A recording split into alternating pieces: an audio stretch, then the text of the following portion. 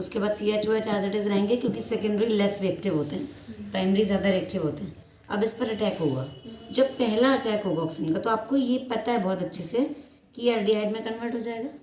याद है आपने एल्डिहाइड कीटोन में पढ़ा था कि अगर मैं आपको CH2H दे रही हूँ और पहली बार ऑक्सीजन डाल रही हूँ तो एक H पड़ोस से और एक पड़ोस से निकल जाता है, ऐसा कुछ पढ़ाया था।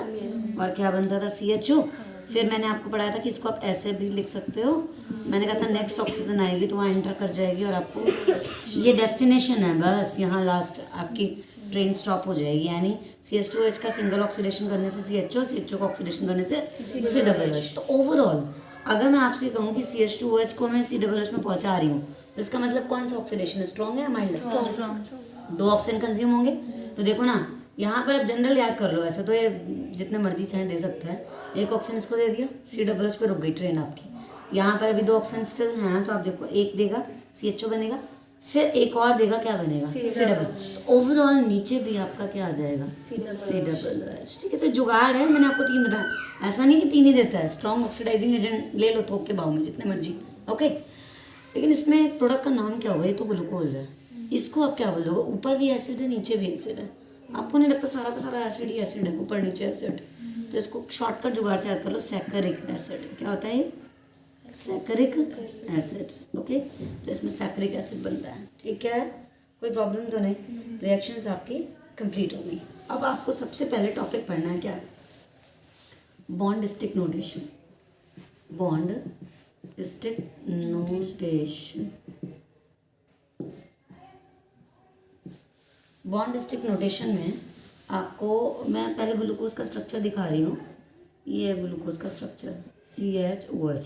आपको नहीं लगता कि ये ग्लूकोज का काफ़ी बड़ा स्ट्रक्चर है? बार बार लिखने में ना बड़ी प्रॉब्लम होती है, टाइम वेस्ट होता है। और इसको हम शॉर्टकट वे में कैसे लिखेंगे ताकि जल्दी से इसको आप राइट कर लें, तो इसके लिए आपको ऐसे स्टिक बनानी है। बना ली स्टिक। अब जहाँ पर CHO ग्रुप है, CHO के लिए आपको मैं हिंट दे रही हूँ, CHO को आपको बॉन्ड स्टिक नोटेशन में सिर्फ O से इंडिकेट कर, और अगर कहीं कीटोन आ गया है इस तरीके से तो उसको डबल बॉन्ड O से इंडिकेट करना, राइट। और बाकी जहाँ जहाँ OH आएगा उसके लिए एक स्टिक बाहर आ जाएगी, देखना है जरा। इसको तो मैं O से इंडिकेट करूँगी, कर दिया। और जिधर जिधर OH होगा उधर उधर स्टिक होगी। जैसे सेकेंड OH है राइट में, थर्ड OH लेफ्ट में, इट इज़ अंडरस्टूड H लगा हुआ है। फिर OH इधर, फिर OH इधर। अब आपको प्रॉब्लम लास्ट वाला, तो लास्ट वाला नहीं दिखाना होता है। दिस इज अंडरस्टूड CH2OH है। बोलो बात क्लियर हुई या नहीं? बात क्लियर हुई?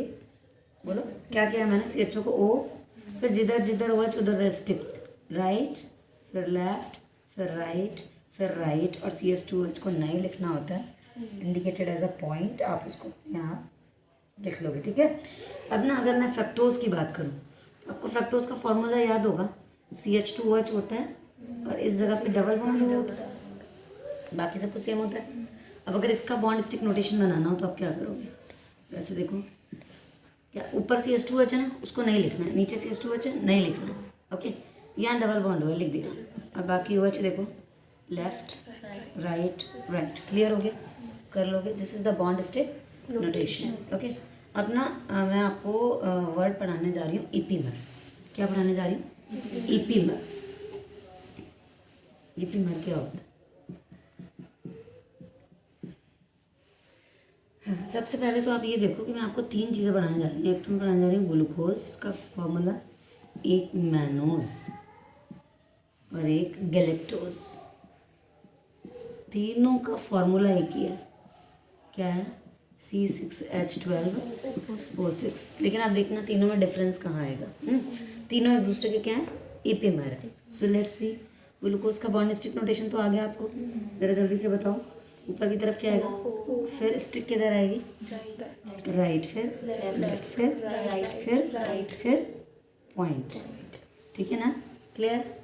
और अब देखना सेम मॉलिक्यूलर फॉर्मूला तो मैनोज का भी यही है, गैलेक्टोज का भी यही है, लेकिन हम करेंगे क्या? ओ लगाएंगे। बट ना इसको आप शॉर्टकट याद कर लो, this is man, MAN, man, ठीक है ना? आदमी है। ये देखो इसके 2 हाथ हैं, दोनों हाथों से कह रहा है गोदी ले लो, ठीक है। आप इसकी तरफ मुँह करके, जिससे तुम्हें याद रहेगा कि इसमें क्या होते हैं, ओनली थर्ड कार्बन का OH किधर होता है, लेफ्ट। और इसमें क्या होता है, second and third both, second and third both in left. बात क्लियर हुई? बाकी आपकी देखो कॉपी कर लो, नहीं ये बस this is the formula of मैनोस। आपको इससे याद रहेगा, मैन से दोनों हाथ इधर कर रहे हैं, पहला दूसरा। अब now this one is galactose. अब आप गैलेक्टोज का देखो क्या होता है, इसमें थर्ड, तो उसके बाद हमने क्या किया, सेकंड वाला ले लिया, सेकंड थर्ड हो गया। अब कि हम ना सेकंड नहीं लेंगे, अब थर्ड तो सब में रहेगा, अब हम थर्ड फोर्थ ले लेंगे, किधर, लेफ्ट में। देखो ये तो राइट में ही रहेगा, और देखो थर्ड और फोर्थ किधर आ जाएंगे, और ये वाला राइट में रहेगा, और ये पॉइंट है। सो दिस वन इज क्या, गैलेक्टोज। पहले बताओ समझ में आया नहीं आया? अब ना ये इपीमर कैसे, इपीमर क्या होते हैं, पहले तो ना एक चीज़ बताओ, इन दोनों में ये आप ध्यान से देखो, कॉमन है, कॉमन है, right right right right common है, लेफ्ट लेफ्ट कॉमन है। अगर कहीं डिफरेंस है तो इस जगह पे और इस जगह पे। तो दो saccharides unit which have same molecular formula, इनके मॉलिक्यूलर फॉर्मूला तो सेम है दोनों के, ग्लूकोज के और मैनोज के, but having the difference in the position of OH group at any carbon. अगर कोई दो सैकराइड आप उठाते हो, ठीक है, उनके मॉलिक्यूलर फॉर्मूले सेम हो, बट उनकी प्रॉपर्टीज़ में डिफरेंस किसकी वजह से आए, किसी भी कार्बन पे OH की पोजीशन चेंज होने से। तो किसी भी कार्बन फिलहाल यहाँ तो सेकंड कार्बन पे पोजीशन में डिफरेंस आ रहा है, तो उन्हें हम इपीमर बोलते हैं। सो दीज आर, अगर आपसे कोई पूछे कि ग्लूकोज मैनोज किस टाइप के इपीमर है, then your answer will be glucose और मैनोज किस टाइप के इपीमर है, ये C2 इपीमर है। कौन से इपीमर है, C2 इपीमर। बोलो बात क्लियर हो गई या नहीं हुई? चलें आगे। अब ना अगर आप इसको कंपेयर करो, एक बार ग्लूकोज को गैलेक्टोज से भी कंपेयर करो। देखो मैं कर रही हूँ, ग्लूकोज को किससे कंपेयर करने वाली हूँ, गैलेक्टोज से। कंपेयर करो, डिफरेंस कहाँ पर है जल्दी से बताओ, इसको निकाल दो किससे, राइट राइट है, ये लेफ्ट लेफ्ट है, कॉमन है, यहाँ देखो डिफरेंस आ गया। कौन सा कार्बन है, फर्स्ट सेकेंड थर्ड फोर्थ, तो फोर्थ कार्बन पर, और ये सब कुछ सेम है ना, everything is same. Fourth carbon पर H और OH की पोजीशन में क्या है, difference. Again I would like to say दो saccharides which have same molecular formula but difference in properties due to the change in configuration at any carbon. किसी भी carbon पर अगर कॉन्फिगरेशन चेंज हो जाएगा तो उसे आप क्या बोलोगे, epimer. Now they are what kind of epimer, C4 epimer. ये आपको ऑब्जेक्टिव या असर्शन रीजनिंग में मिल सकता है। आप मेरी बात समझ रहे हो? इपीमर समझ में आया नहीं आया, बोलो। अगर नहीं आया तो मैं एक बार और बताती हूँ, बोलो। साइक्लिक स्ट्रक्चर ऑफ ग्लूकोज, क्या पढ़ने वाले हैं, cyclic structure of glucose. Okay, तो देखिए कैसे बनाएंगे आप साइक्लिक स्ट्रक्चर ग्लूकोज का। देखिए ग्लूकोज का फॉर्मूला है CHO, ऐसा ही तो होता है, बिल्कुल ओपन करके लिखेंगे आप, HOH OH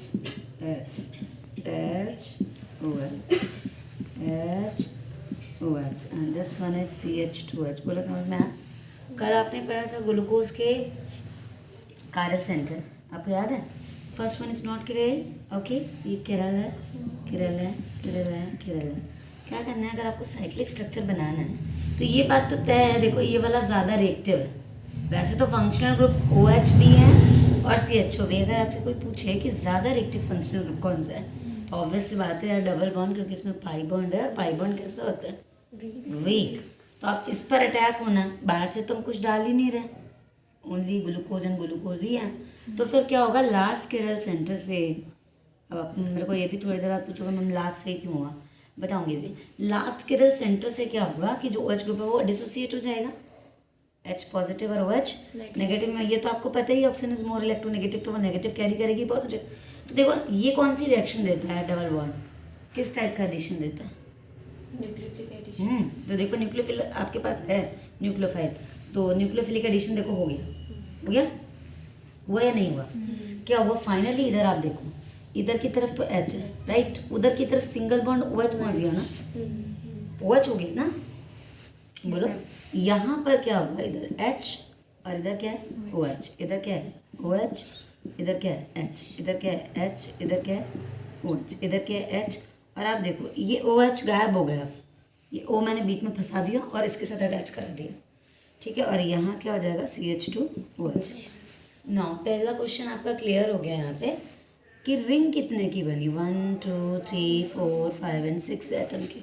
आपको पता है 6 एटम की रिंग्स बहुत स्टेबल होती हैं, बट मैं आपको ये बात बता नहीं सकती क्योंकि इस रिंग की जो स्टेबिलिटी होती है, कौन सी रिंग ज़्यादा स्टेबल कौन सी कम स्टेबल, तो वो बेयर स्ट्रेन थ्योरी से बताई जाती है। किससे? Baeyer strain theory. ठीक है, तो उस थ्योरी में तो पूरा आपको कैलकुलेट करके बताया गया है। 3 एटम की रिंग बहुत अनस्टेबल, जहाँ भी बनती हैं ब्रेक होके स्ट्रेट हो जाती हैं, और 4 की थोड़ी सी स्टेबल, 5 की थोड़ी और। इट हैज़ बीन सीन कि हेक्सागन रिंग्स सबसे ज़्यादा स्टेबल। देखो 6 एटम की जो रिंग होती है वो ज़्यादा स्टेबल होती है, उसके बाद जब 7 की बनती है फिर अनस्टेबल हो जाती है। तो कोशिश करते हैं कि यही वाली रिंग बनानी चाहिए, मजबूरी है तो ये बन जाए, ठीक है चलेगा, लेकिन ऐसी रिंग्स बिल्कुल भी नहीं बनानी है आपको, राइट। तो इसीलिए मैंने क्या किया, इस वाले अगर कायरस सेंटर से अटैक कराऊंगी तो मुझे 6 एटम की रिंग मिलेगी, राइट ना। और ये जो 6 एटम की रिंग मिलती है ग्लूकोज की, इन्हें हम कहते हैं पायरेनोज रिंग। कौन सी रिंग? Pyranose ring. ओके, तो ये हो गया ग्लूकोज का साइक्लिक स्ट्रक्चर। लेकिन मैं एक बात फिर कहना चाहूँगी, पहला कार्बन किरल तो नहीं था, लेकिन अटैक होने से किरल हो गया। देखो हुआ या नहीं हुआ, एक ग्रुप, 2 ग्रुप, ये देखो तीसरा ग्रुप है और ये देखो चौथा ग्रुप, राइट ना। तो आप मुझे बताइए कितने ग्रुप हो गए, 1 2 3 and 4, all the 4 groups are different. And अगर किरलिटी आई है तो डेफिनेटली कॉन्फ़िगरेशन चेंज होगा। तो आपकी जो कॉन्फ़िगरेशन है इसमें OH इधर आ जाएगा, H उधर चला जाएगा, क्लियर। बाकी सारा कुछ आप नीचे कॉपी कर लो, सेम कॉपी कर लो, सेम कॉपी कर लो, सेम कॉपी कर लो, सेम कॉपी कर लो, सेम। नहीं आई बात समझ में? तो अब इन दोनों को हम क्या बोलेंगे?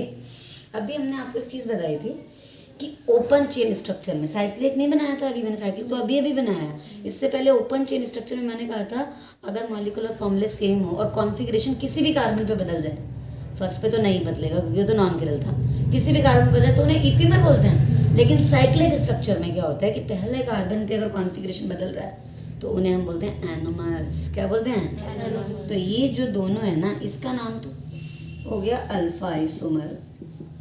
कैसे आइडेंटिफाई करोगे? हाइड्रोजन लेफ्ट हैंड साइड में हो अगर, OH राइट हैंड साइड में, तो उसे अल्फा आइसोमर। फर्स्ट कार्बन पे ओनली शर्त है साइक्लिक स्ट्रक्चर होना चाहिए और फर्स्ट कार्बन होना चाहिए। और OH अगर लेफ्ट में है तो उसे हम क्या बोलते हैं? Beta isomer. जल्दी बोलो, बात समझ में आई या नहीं आई? बोलो बोलो, ठीक है। तो आप देखो ये अल्फा बीटा आइसोमर जो हैं इन्हें हम क्या बोलते हैं? एनोमर्स। क्या बोलते हैं? Anomers. So what do you mean by anomers? Those compounds या those cyclic forms of saccharides which have same molecular formula but different properties due to the change in configuration at C1 carbon in cyclic structure। 2 जगह पे मैंने pressure दिया है कि C1 पे configuration change होना चाहिए और साइक्लिक स्ट्रक्चर होना चाहिए, तो उन सैक्राइड यूनिट्स को हम क्या बोलते हैं? एनोमर्स। ठीक है, तो एनोमर किस टाइप, 2 टाइप के होते हैं, अल्फ़ा और बीटा। कर लोगे बात, इसे आप बोलोगे अल्फ़ा डी ग्लूकोज और इसे बोलोगे बीटा डी ग्लूकोज। एक बात तो आपको अभी तक बताई ही नहीं पूरे उसमें कि what do you mean by alpha D glucose. इस अल्फा का मतलब समझ में आ गया, C1 कॉन्फ़िगरेशन चेंज होगा। इस बीटा का मतलब समझ में आएगा, C1 पे कॉन्फ़िगरेशन चेंज होगा। But what do you mean by this capital D? इस कैपिटल डी का मतलब डेक्स्ट्रोलीवो नहीं है जो आपने हेलो एल्केन में पढ़ा था। इस डी का मतलब भी कॉन्फ़िगरेशन है। आप कहोगे यार बड़ा कन्फ्यूजिंग है। कन्फ्यूजिंग नहीं है, थोड़ा प्यार से पढ़ना, आएगा आपको समझ में। जो आपका लास्ट किरल कार्बन होता है, this is the last किरल carbon, यही तो था लास्ट, यही तो। अगर आपके लास्ट किरल कार्बन पे H लेफ्ट हैंड साइड पे हो तो वो कैपिटल डी आइसोमर ही होता है, और अगर ये बदल जाए तो L। फिलहाल खुशी की बात यह है कि आपके सिलेबस में L कॉन्फ़िगरेशन वाले सैकराइड्स नहीं पढ़ने हैं आपको। आपको सिर्फ कौन से पढ़ने हैं? डी वाले। जैसे वो आप लाते हो ना बाजार से ग्लूकॉन डी, उस पर कैपिटल डी लिखा होता है, that is indicating the configuration. इसके लास्ट के सेंटर पे H लेफ्ट हैंड साइड में है। You can eat Glucon D, you are not eating Glucon L। नहीं समझे आप मेरी बात? तो क्लियर हो गया ना आपको? अल्फा बीटा किधर से आएंगे बेटा? फर्स्ट कायरल सेंटर से इन साइक्लिक स्ट्रक्चर है, ओपन स्ट्रक्चर। और कैपिटल डी कहाँ से आएगा? Last chiral centre. H किधर होना चाहिए? Left hand side. बोलो बात क्लियर होगी? ठीक है। अब ना ये स्ट्रक्चर तो आपके बन गए, और यहीं से मैं आपको अब बताने वाली हूँ हॉवर्थ प्रोजेक्शन। क्या बताने वाली हूँ? Howarth projection. तो अब देखिए हॉवर्थ प्रोजेक्शन कैसे बनेगी। अब ऐसे इसकी बना देती हूँ हॉवर्थ प्रोजेक्शन, तो फिर बीटा की अपने आप 2 मिनट में आप बना लोगे। इस साइड में देखो, आप बताओ रिंग कितने की बन रही है? 1 2 3 4 5 एंड 6 एटम की रिंग में तो मैं बनाऊंगी हेक्सागन, लेकिन उसमें एक एटम की जगह पर मुझे क्या फंसाना पड़ेगा? ऑक्सीजन, क्योंकि 6 एटम ऑक्सीजन। और ऐसी रिंग को हम कौन सी रिंग बोलते हैं? पायरेनोज या फ्यूरेनोज? पायरेनोज। और बचे हुए कार्बन पे 2 वैलेंसियाँ होती हैं, राइट? ठीक है। अगर आप अल्फा डी ग्लूकोज का हॉवर्थ प्रोजेक्शन बनाने जा रहे हो, कौन सी प्रोजेक्शन बनाने जा रहे हो? Howarth projection. ठीक है, तो फिर आपको एक बात याद रखनी होगी। क्या करना है कि ये वाले जो लेफ्ट हैंड साइड वाले ग्रुप है इन्हें ऊपर ले जाना होता है, राइट हैंड साइड वालों को नीचे ले जाओ। ऊपर ऊपर क्या जाएगा? H, नीचे क्या जाएगा? OH। फिर ऊपर बोलो क्या जाएगा? H, नीचे क्या जाएगा? OH। ऊपर क्या जाएगा? OH, नीचे क्या जाएगा? H। ऊपर क्या जाएगा? H, नीचे क्या जाएगा? OH। और लास्ट वाला जो सेंटर होता है उसमें ऑलवेज बिना कुछ सोचे समझे आपको कार्बन ऊपर ले जाना है हर बार, और बचा हुआ ग्रुप किधर ले जाना है? नीचे। ठीक है, तो ये तो किसका था? अल्फा डी ग्लूकोज का। यहीं पे बना देते हैं बीटा का। तो बीटा के लिए अब क्या करोगे? मैंने आपसे क्या कहा था? OH इधर आएगा और H उधर चला जाएगा, ऐसे तो बोलेगा। यानी कहीं कोई चेंज नहीं आने वाला, सिर्फ इस जगह चेंज आएगा। इसी जगह तो आएगा। अब की OH किधर आ जाएगा और H किधर चला जाएगा, और ये होगा आपका बीटा डी ग्लूकोज। बताओ स्ट्रक्चर बनाना आया या नहीं आया? ठीक है, अब हम बनाएंगे किसका स्ट्रक्चर? फ्रक्टोज का। किसमें क्या? Cyclic structure of fructose. Cyclic structure of fructose. Okay, fructose का फॉर्मूला क्या होता है? बोलो, ऊपर क्या होगा? CH2OH, फिर C डबल बॉन्ड, फिर CHOH, फिर सॉरी CHOH। ओके, फिर CHOH, फिर CHOH, फिर CH2OH, राइट ना? आप इसको चाहे ऐसे ओपन कर लो, मुझे कोई दिक्कत नहीं है।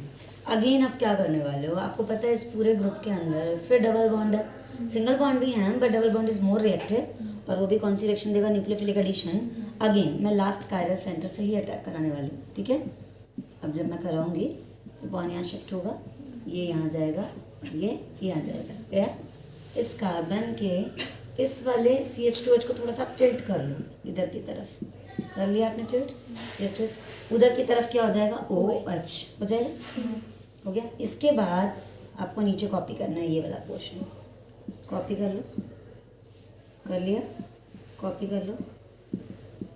कर लिया? कॉपी कर लो। ये वाला पोर्शन यहाँ से अटैच हो गया। हो गया, और ये मिल गया आपको ये। बोलो कोई प्रॉब्लम तो नहीं है? बोलो। अब क्या होगा? Now you can see that. इसको मैं ओपन कर दे रही हूँ।